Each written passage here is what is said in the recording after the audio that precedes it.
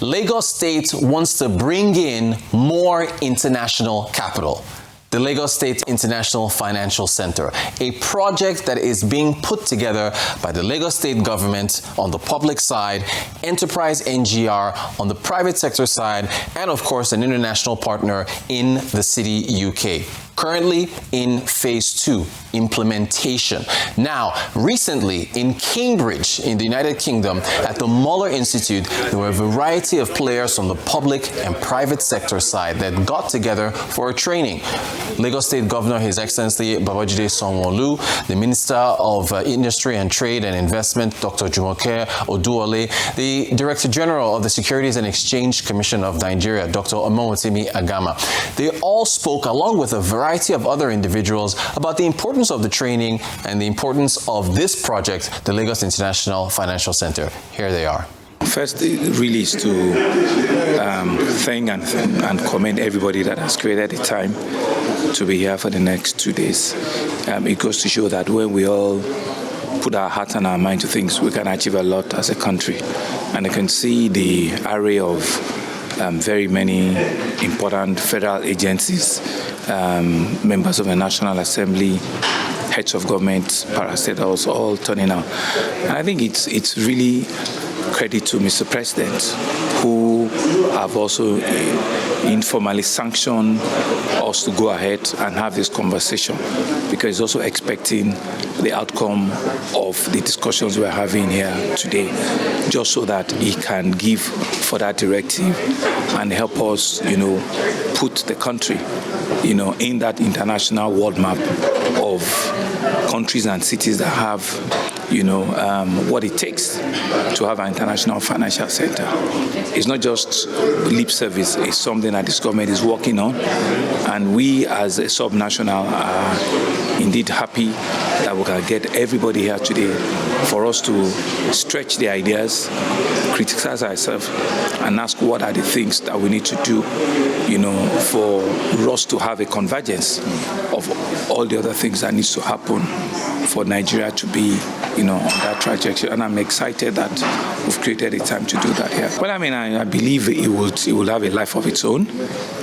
It should, in its shortest future, be a life, international center. Like I said, we can't do it alone without the support and the belief of the federal government, especially Mr. President. And once they are committed and they see the benefit of it, we see it coming to reality. And once it comes up, the country as a whole will certainly benefit from it. We've been looking at trends on foreign direct investment across the world, the geopolitical space, and all the things that have been happening in the past 2 years. The Nigerian economy under Mr. President has been stabilized and is uniquely placed to take advantage of where we are now, the inflection point for growth. FDI is a very competitive space across the world from various regions, and for Nigeria to get it, we need an enabling environment specifically targeted at speaking the language that FDI is speaking globally, the regulatory and legislative environment, the government-to-government interface, and also the private sector interface. So this is all the stakeholders from the government side and with the private sector that need to deliver that intervention for Nigeria. And we're here to listen, learn about the best practices across the world, and see how we can move this trajectory and make it happen for Nigeria. Mr. President has set a goal for a $1 trillion economy for Nigeria, and this is one of the tools, this is one of the catalytic levers that can deliver that. It's a catalyst that can move and ensure that Nigeria, with Lagos as the epicenter, becomes a finance destination, a capital destination. We've been attracting foreign direct investment, we've been attracting portfolio investment and some FDI to Nigeria over the last 18 months or so in particular, and this is one of the catalysts that will ensure. So Mr. President is interested in it because it speaks to his renewed hope agenda, it speaks to item number 7, it speaks to, now that the economy has been stabilized, how do we position Nigeria in global affairs to attract the capital that we need to grow this economy. My ministry was born for this, we're created for this. This is our main mandate, to attract investment. That is why we're here.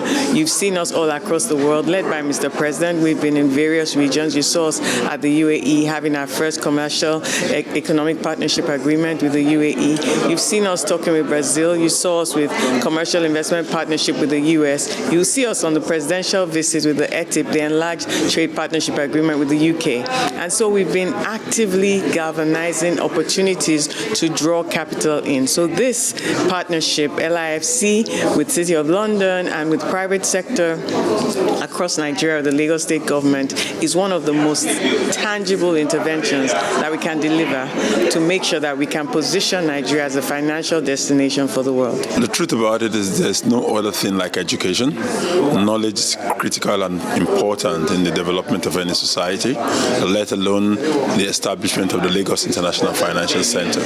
To a lot of people it is new, but organically it's something that we need to understand properly before we bring it on board.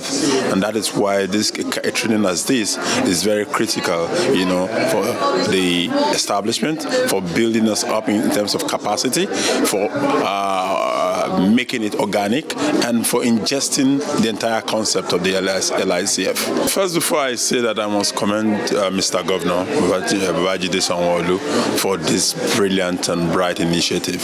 It's one thing to have a concept, and it's another thing to make sure that concept works. And that concept would only work when you get the right people in the room, educate them properly, get them to see your vision, because it's only those that have the vision that can drive the vision. So, and of course, what is even more important is leading from the front, and that's what the governor is doing, leading from the front, being part of all of us in the discussion of the issues that probably will arise and the issues that we need to deal with to have a smooth sail, and that is very, very important, and it speaks of success. Nigeria is more than ready with this approach, right? It's a top-bottom approach, such that everyone is involved and everyone is on the table. And once everyone is on the table, united we stand, divided we fall. There's no point reinventing the wheel. We have seen how international finance centers have driven investment in countries where they have been successful. So we're trying to replicate that. There's absolutely no reason why we can't learn from those countries that have had success with it. Again, life is, you're constantly learning.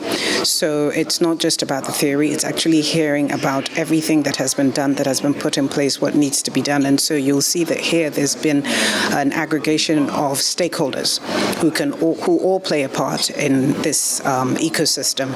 So it's for us to listen to the experts and see what they've done and how we can learn from it. There's nothing Nigeria is not ready for. We just have to be intentional and focused about it. But whatever we want to do, we can achieve. I think the role of LIFC is appearing very common worldwide. You have the likes of Singapore's model, you have the Dubai model, and you also have the Hong Kong model, and of course the UK model as well. So, and that is all in a way of connecting major jurisdictions into the global market.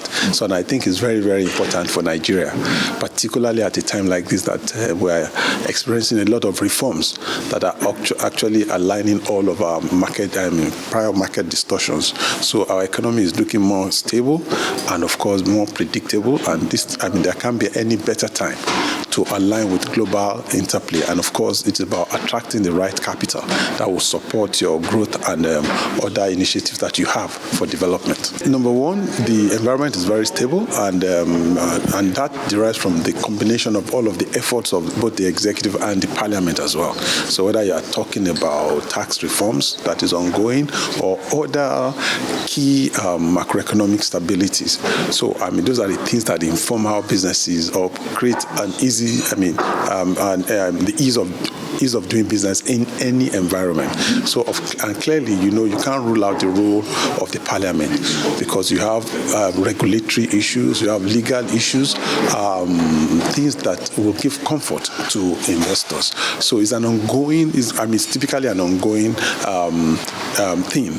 Now, and clearly as the events evolve, of course, you will need the support of the parliament, whether in terms of refining the laws, of also amending the laws to suit what the market environment is. So that's the essence of the role. That's the essence of the role that the parliament will continuously play. It's not a static arrangement. Now, the Lagos International Financial Center, that is this project, is co-chaired by Lagos State Governor Babajide Sanwo-Olu and Aigboje Aig-Imoukhuede. Also, Aigboje Aig-Imoukhuede is the chair of the board of EnterpriseNGR. Arise News sat down with him for a wide-ranging interview about the importance of Lagos State cementing itself as a global financial hub and a number of other things attracted to this project. Mr. Aigboje Aig-Imoukhuede, the co-chair of the Lagos International Financial Center, chair of the board EnterpriseNGR. Thank you so much for talking to Arise News, sir. Thank you. Can you talk about the macro view, the wider vision for the Lagos International Financial Center? International financial centers are jurisdictions, legal jurisdictions around the world, within countries, usually a city, where very deliberate steps have been taken to make that jurisdiction very attractive to institutions and investors, financial institutions, asset managers, banks, and as well as investors. And because of the characteristics of this jurisdiction, people find it to be a safe place by which you go and make investments and you look for returns. And so you think about London, you think about Singapore, you think in the UAE, you have Dubai, in Africa, you have Morocco and Mauritius. And all of these cities within countries have become international financial centers that have witnessed significant inflow of international capital as a result of specific steps they have taken to make their destinations attractive for those who are seeking safe returns.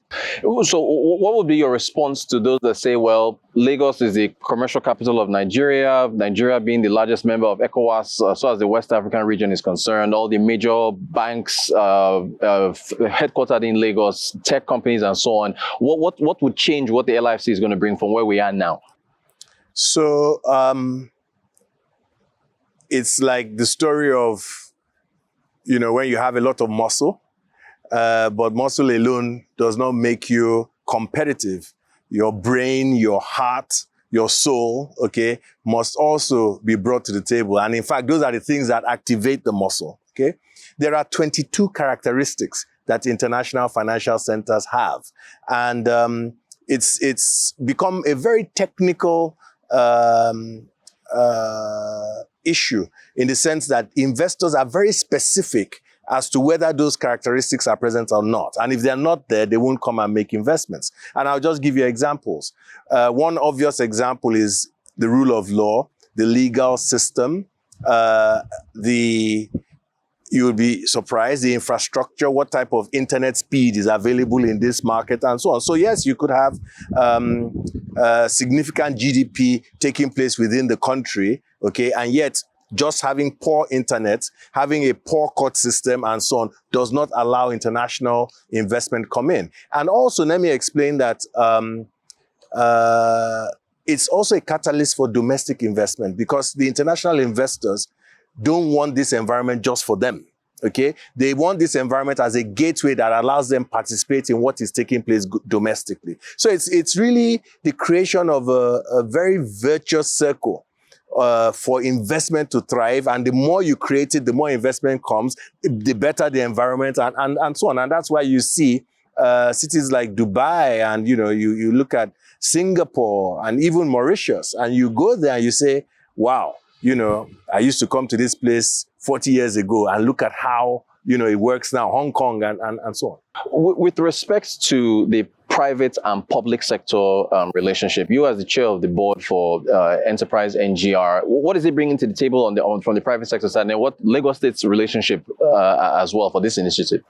So EnterpriseNGR is Nigeria's leading advocacy body for the financial and professional services sector. We're talking banking, we're talking insurance, we're talking asset management, or you like capital markets, we're talking law, we're talking accounting, consulting, fintech, and so on. And for these professionals and for the firms that, they operate in to thrive, they must have customers to serve. They must have an economy that is really growing. And, the growth of economies come from investments. So we've been asking ourselves, how do we catalyze investments into Nigeria? And how do we also mobilize investments domestically And we studied cities, especially London. And the answer was almost in front of us. If you make your country a haven for investment, you take the deliberate steps to make it attractive, you see huge inflows of investments. Of course, it's not something that the private sector can do on its own. A lot of it depends on public policy. A lot of it depends on the environment. And these environmental factors are largely things in the control of government. So you need the private sector and the public sector to come together.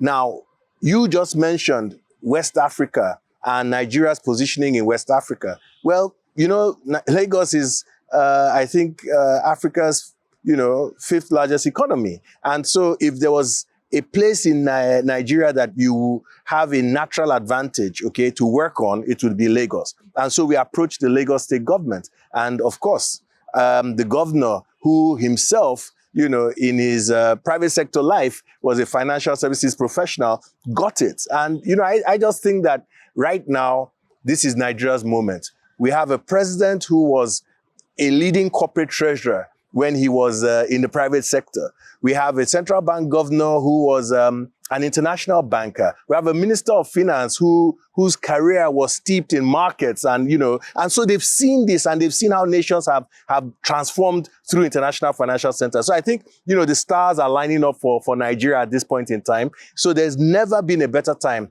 for the private sector to work with the public sector towards something that will be really transformational, such as an international financial center.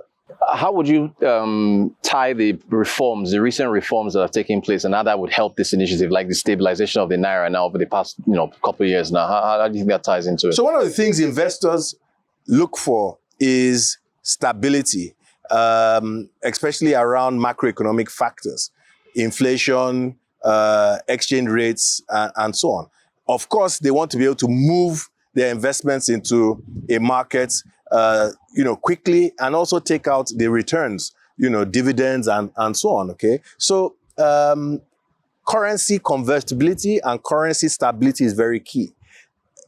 Naira has been one of the most stable currencies in the past 2 years, largely as a result of the reforms that the Tinubu administration, particularly the central bank led by Yemi Cardoso, have brought to play. So, of course, that's a big plus. Now, with respect to the relationships with entities outside, you were, along with the governor of Lagos State, the Minister of Trade and Investment of the Muller Institute in Cambridge. Yes. Yeah. So can you speak to that gathering and the training and how that ties into the LIFC? So we are very grateful to the UK government and City UK, which is our equivalent to EnterpriseNGR in the UK. And City UK and the UK government have been quite supportive of other jurisdictions that have made the transition from where we are now to becoming major international financial centers, such as Dubai, for instance. And what do they bring? They bring a lot of training. I told you it's a very technical area. There are many things you have to do. And so they've been training us, officials in the public sector, and also, by the way, representatives from the private sector as well. And so the training you're referring to, where I participated, was like, if you like, I just joke, the Agbalagba training, the older people or more senior people's training. But, middle level officers had, significant numbers have been trained as well to ensure that there's sustainability and institutionalization of this idea, so that we have the capacity. So, but in the room that I was in for almost 3 days was, like you said, governor of the largest economy within the subnational, within Nigeria, ministers, senators, key senators, chair of the Senate Committee on Banking and Insurance, and so on. And then, of course, you had the central bank, you had the director general of the SEC, you had the revenue, service, so it was a great crowd of officials to have in there, whose decisions and whose actions will all have a bearing as to whether or not, this is a successful initiative. And, whilst we were there, the governor gave us the great news that he had engagements with Mr. President Bola Ahmed Tinubu, and, he understands it. he's a markets person, and that he's, really behind this idea, and basically gave us high jump, go to work, guys. Yeah. You've mentioned Dubai quite a number of times. There's the Dubai Financial Center there. You've seen what's been going on in the world right now with the US-Israel attacks on Iran and how the Middle East has been impacted, and particularly Dubai. Geopolitical risks, does that worry you when you think about initiatives like this? I mean, Nigeria has been stable, but of course, we've seen what's been happening with Mali, Guinea, and other nations here. How are you seeing things in terms of how geopolitical risk can impact a financial center? I think it's a great question. I think actually the geopolitical risk we're seeing and the presence of an international financial center within Dubai actually tells you why it's so critical to do this.